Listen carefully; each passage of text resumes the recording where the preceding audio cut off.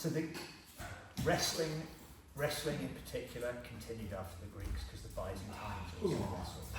It became a sport of kings. Again, so it starts out as nobility, and then over time it kind of becomes something that everybody starts doing. Anybody with money starts being able to do it, and then it kind of degenerates because money gets involved. Like money, so essentially the arc of Greek sports is the aristocracy, the warrior class, do these sports as a proxy for single combat, because you no longer have wars where you're fighting like in the Iliad, here champion against champion. It becomes phalanx warfare. And so what happens is those aristocratic class need an outlet for that heroic impulse. They need something where they can compete one-on-one to get glory, personal glory, because the Greeks' idea of glory, kleos, of excellence and stuff, arete, that's personal. That's not shared between us. It's my glory, my thing. I can share it maybe with my father. That's allowed. But my sense of glory, it's all personal. So if I want this personal glory, I can no longer get that in the outlet of the melee warfare where we're all together in a shield line going forward, because it's not like we were with champions fighting champions. So sport takes over, boxing, wrestling, pankration, and for the earliest centuries it's dominated by the warrior class. Dominated, there's nobody else in it. What happens is over time, Hellenistic period, Alexander's expansion, lots of money comes in the empire, merchant class and moneyed classes start to make money, and they're able to now be able to send their sons to go and compete. You couldn't compete because if you were not aristocracy, because you didn't have the money, because at the end of the day, to be able to travel and compete, train, like if you wanted to compete at Olympia, you had to train for 10 months beforehand and show that you were trained. That's all you were doing for 10 months. And then you have to train a month at Olympia and then you could compete.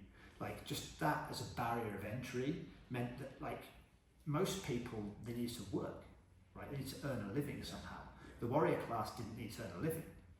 Their job was the aristocracy. After they no longer were professional soldiers, they became like landowners or politicians, etc., philosophers. Like most of the philosophers are aristocracy, warrior aristocracy.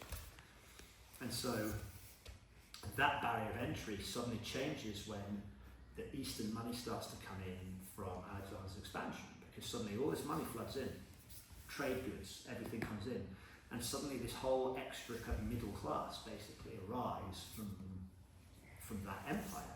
And those people start to then take into sports. But then what happens is when money gets involved in sport, corruption starts to sink in. And then corruption really sunk into those Greek sports, where you'd have trainers like taking bribes, giving money to athletes as loans. It became this really weird money thing, especially in the late Hellenistic, early Roman. And by the time it got to the end of the Roman era, by the time Theodosius decided to kill off all paganism with his decrees as a Christian emperor in like the 4th century, by that point the games had already corrupted into basically something that they shouldn't have been, like kind of a corrupt entertainment system in some regards without that glory. What we have now. Yeah, correct. But then what happens is actually interesting is that on the collapse of that, wrestling specifically then gets taken up by the Byzantine kings, and wrestling becomes a sport of kings. So it then re-aristocratizes, if that's a word, no, that's a word. But it becomes again an aristocratic pursuit, where who's going to have the ability to go and train wrestling? The king, the royal family, the warriors, the nobility around it. You know? So it's interesting. While a lot of people see that complete collapse of the ancient Greek martial arts and stuff as being this, it just sort of happened and it's such a terrible thing. Well, it was on a downward trajectory for a very long time, and so honestly, it was probably better off for the whole thing to just kind of wash away and something new come out. You know, everything has a lifespan. Right. Yeah, and that's what we're here doing specifically. We're trying to be a part of that new lifespan, the new trajectory of Odyssey. That's awesome. No, it's great. Like, I mean, I really, all the best for this place. I hope this is not the last time I'm here. Likewise. It's super cool space, super cool idea. And I really like what you're doing for your community. Yeah, trying to give something for those people to have somewhere to come and train. you know, if you live in a sort of fairly major urban area, there's like a million choices. Yeah. But then when you get out of those, it suddenly becomes a lot sparser for your training choices, and it's very hard for people to travel like hours and hours and hours to go. It truly is not a figure of speech when I say my friends and I were wrestling in the backyard in the dirt and the grass. Yeah. No, I bet. That's how we got down. Yeah, you need an outlet, especially young men. Honestly, need that outlet. You know, otherwise they can lead to other destructive behaviours. For sure. You basically, if you can give young men essentially a means of expressing their inner violence, which is the fact that, you know, young men in particular have naturally violent instincts, right? I mean, it's just, they're there, but instead of allowing those to go into kind of destructive places, you can focus those into constructive places. I've seen that so many times, like, even when I was starting Muay Thai, I remember this young lad that came to train with us, and he was set for going to jail. Like, he'd attacked a guy with a hammer, he'd done all sorts of stuff. Put him in Muay Thai, a couple of months in, got him some fights, and it just completely changed his character. He became like an upstanding citizen because he had that vent, that outlet to be able to express that part. It somehow, in a way, is like this portal, a direct line to thousands of years of ancestry. Yeah, correct. 100%. It's like, it just pulls in these values that family trees have had for millennia. Right, and the thing is, it's like we like to try and society for the longest part of the modern era has basically tried to suppress that instinct. Yeah. But suppressing something doesn't do good. It needs to have that vent, that channel, which you can put that energy and let it grow into somewhere really kind of powerful. So yeah, that's awesome what you've got. Yeah, so that's the aim. You know, like I said, that's what I got into, all kinds of things I probably shouldn't have been. Definitely shouldn't have been. But this is, as you already touched on, it's the outlet that can give the young male the structure, that place, an understanding for consequences and decisions, and give you a better head going forward. That's what and it's just that man-making process. Yeah. You know, like so many people, they talk about, oh, we got overgrown children walking around.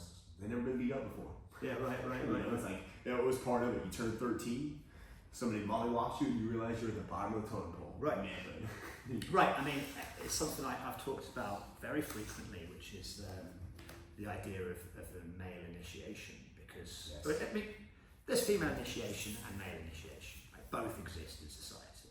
But here in the West, and generally across the world actually, you can't just say it's in the West, you can say it's a kind of global issue ultimately, that we no longer have that initiatory tradition where men can, or young women in their case, we're talking about young men, can understand how to be a man.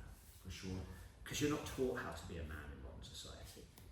Like in the past, almost all initiatory practices, the boy is with his mother until he's about 7. After that, he leaves the world of women and he enters the world of men, not as a man, but as a boy who is raised by men. And the men teach him, this is how we do this, this is how we do this, this is how you do these things, this is how you are a man, this is these are the things that are important that you need to know. Right. You know, and that's that oral tradition that got passed down, that's been broken. You know, but then after you got to a certain age, sometimes it's 14, sometimes it's 17, it depends on different traditions, you then have to go through an ordeal. Yeah. A trial. You have to go out into the wilderness on your own. You have to go and do this thing, maybe with a group of other boys your age. You're out, you go and come back in 2 years, see if you can make it, see if you can survive. You know, and obviously we can't do that in this world, but there needs to be some kind of framework in which you can raise those boys into men, give them a trial to become a man. Yeah, there's definitely got to be some kind of design. I talk with a lot of people about this as well. It's like, that's at the root of pretty much all the problems we have, is there is no man-making ritual. No, there is none. You know, because the actual concept of a teenager came about in the 40s after World War II. The idea of a teenager never existed, because once you reach that sort of threshold, once the hormones dumped in your body, you were now a part of the man class. Yeah. You just weren't, you didn't have status, you had to earn respect and rights to be heard. Correct. Right. I mean, we blindly lead people and say, okay, there you go, get on with it. Yeah. Figure it out. But like, it's really hard. That's why so many people, like both men and women, have crises.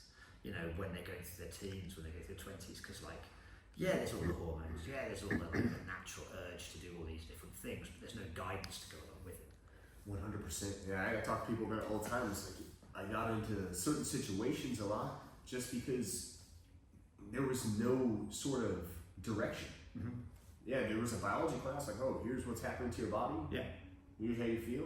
Good luck. Yeah, right. There was nobody to go, hey, sex with everybody you see. Here's a banana and here's a condom. Yeah. Figure it out. Enjoy. Right. Or without like actual rites of passage, people tend to mimic those things, but they usually mimic the more self-destructive aspects of it, and they don't have any of that sort of like transcendent and like kind of life-affirming element to it. Correct. So you have a bunch of people basically acting like idiots. Yeah, right. To sort of prove themselves. Right. Well, I mean, because as a teenager, there's a biological aspect that your teenage years are when you decide your order in the total, in the pecking order. You decide that's your place. That's where you find your place, right? Which is why teenagers have these ridiculous ideas. I'm going to do this crazy thing. I'm going to jump I'm going to jump between the buildings. I'm going to do things, because those acts of bravery were what bravery, right? Those are the things. Those acts of like kind of huge flamboyant acts to kind of show this is me. Look at me. Are part of the natural way of asserting your place in society, because ultimately in traditional society, once you've hit like 20 and that's where you're going to be in life. That's your order in the tribe. That's your order in the village. That's where you are. Like, if you didn't prove yourself in your late teens, then you've got no chance to prove yourself. You're never going to get the right wife. You're never going to get the right status in society. You're never going to be seen as like a leader in the village. So it's like these kind of these natural impulses are there because they are how we as a species actually assert ourselves in life. It's what we're meant to do. It's a stage we're meant to go through. Right. But like exactly the same, if there is no guidance, if there is no tradition that is passed along to like, here's the things you need to know because you're really dumb and you're going to get yourself killed. Here's something that might help you. You know what I mean? It's like those people being raised. Like we've now got. It's a problem ultimately is that we have all these boys raised through the school system, and the school system is mostly female, for better or for worse. It is what it is, right? And so these boys in that very critical part of their development are being raised by women, whereas really they need to be raised by men. Couldn't agree more. It's just so spaces like this or places like this, and that's what in our gym I hope for the same thing. And the thing is, that's not to negate girls' development. They have their own trajectory too. They also need to have some kind of framework to work within, because they haven't got a framework either. But I can't speak about women because I'm not one. Right. I have no place raising young girls. In my gym I can teach young girls how to fight, and I can hopefully be like a decent male role model that's there, but like my place is not to educate them on how to be a girl. My place is to educate them how to be a woman. My place is to educate them on how to become a fighter, how to fight through life, right? As just a general human being.